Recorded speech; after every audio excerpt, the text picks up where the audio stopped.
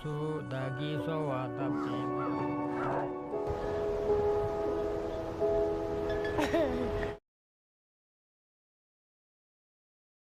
नेपाल के north east में बसा एक छोटा सा गांव खुम्बू वैली यूं तो बहुत खूबसूरत है।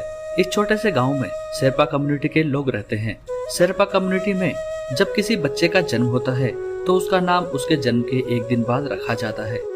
साल 1973 में इस कम्युनिटी में एक बच्चे का जन्म हुआ जिसका नाम रखा गया लाकपा। लाकपा जब 3 मंथ का था तब लाकपा और उसकी माँ एक एवलांच में फंस चुके थे। इस एवलांच में लाकपा कई घंटों तक फंसा रहा। आमतौर पर किसी एवलांच में फंसे व्यक्ति की मृत्यु एवलांच में फंसने के 30 मिनट के अंदर ही हो जाती है, लेकिन लाकपा घंटों तक फंसे होने के बाद भी जीवित मिला। लाकपा को उस बर्फीली ढलान से निकालने के बाद गांव के लोग उसे लामा के पास ले गए, जहां अब उसका नाम बदलकर अप्पा रख दिया गया। अप्पा को आज पूरी दुनिया में सबसे स्किलफुल पर्वतारोही के रूप में जाना जाता है। अप्पा ने अब तक 21 बार माउंट एवरेस्ट को समिट किया है। पूरी दुनिया में एकमात्र इंसान जो माउंट एवरेस्ट को 21 बार जीत कर आया है। पर अप्पा नहीं चाहते कि उनके जैसा काम कोई और भी करे। शेरपा कम्युनिटी के लोग बहुत गरीब होते हैं। अच्छी शिक्षा और अवसर के अभाव में उनके पास माउंट एवरेस्ट में काम करने के अलावा कोई और ऑप्शन नहीं होता। अपने काम के दौरान अप्पा और न्यूजीलैंड के एक famous mountaineer Robert Edwin hall ने एक साथ 3 बार माउंट एवरेस्ट को समिट किया है। बट इन द ईयर 1996 जब Edwin hall 4th time summit करना चाहते थे, एडविन चाहते थे कि इस यात्रा के दौरान अप्पा उनके गाइड बने, बट किस्मत को कुछ और ही मंजूर था। अप्पा एडविन के साथ इस यात्रा पर नहीं जा सके और एडविन अपनी टीम के साथ अप्पा के बिना ही इस यात्रा पर चल पड़े। लेकिन वही हुआ जिसका डर था। एडविन और उसका ग्रुप एवरेस्ट के डेथ जोन में फंस गया और फिर कभी वापस नहीं आया। हर साल 800 से ज्यादा लोग माउंट एवरेस्ट को समिट करने आते हैं और इन 800 लोगों में 80% लोगों को क्लाइंबिंग का कोई एक्सपीरियंस नहीं होता। फिर भी ये लोग माउंट एवरेस्ट को समिट करेंगे और जिंदा वापस जाएंगे अपने शेरपा की बदौलत। शेरपा को अपने इस काम के लिए 20 से 30 हजार रुपए हर महीने दिए जाते हैं। बट नेपाल और चाइना की गवर्नमेंट और प्राइवेट एजेंसीज इन टूरिस्ट से 10 लाख से 90 लाख तक चार्ज करती है, जिसके बदले ये एजेंसी इन टूरिस्ट को सभी जरूरी सुविधाएं दिलाएंगी, जैसे आपके लिए रूट सेट करना, खाना पानी, जरूरी ऑक्सीजन सिलेंडर इत्यादि। ये सभी सुविधाएं आपकी इस यात्रा के दौरान आपके साथ होंगी, जिसे ले जाने की जिम्मेदारी इन टूरिस्ट के साथ भेजे गए शेरपा की होती है। शेरपा आपकी जरूरत का हर सामान अपने कंधे पर लेकर चलेगा, आपके ऑक्सीजन सिलेंडर से लेकर आपका खाना और दवाई तक।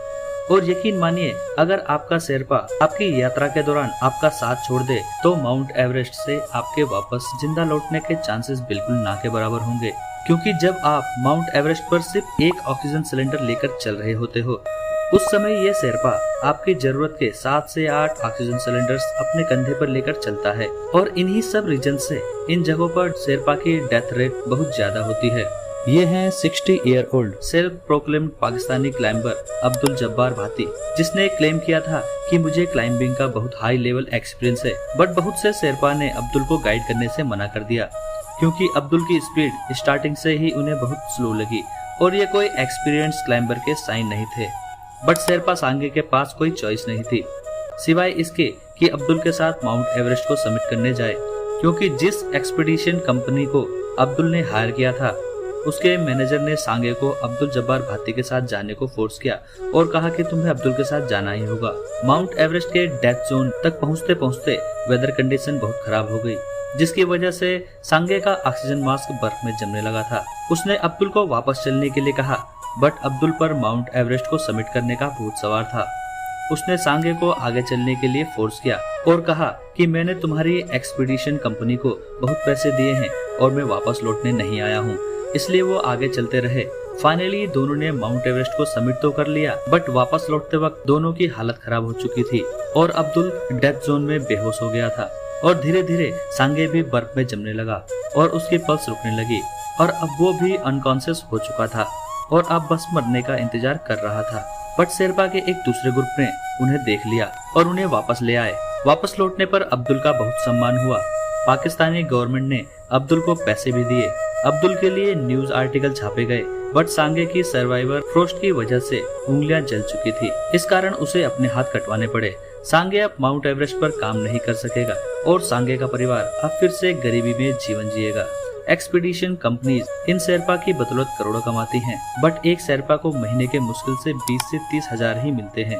जब कोई टूरिस्ट माउंट एवरेस्ट को समिट करने जाता है तो खुम्बू वैली के लोग उनके वापस लौटने के लिए प्रार्थना जरूर करते हैं, क्योंकि वो जानते हैं कि अगर टूरिस्ट वापस नहीं आया तो उनका शेरपा भी वापस नहीं लौटेगा। ऐसी ही और भी वीडियोस के लिए हमारे चैनल को सब्सक्राइब जरूर कर लें। धन्यवाद। जय हिंद।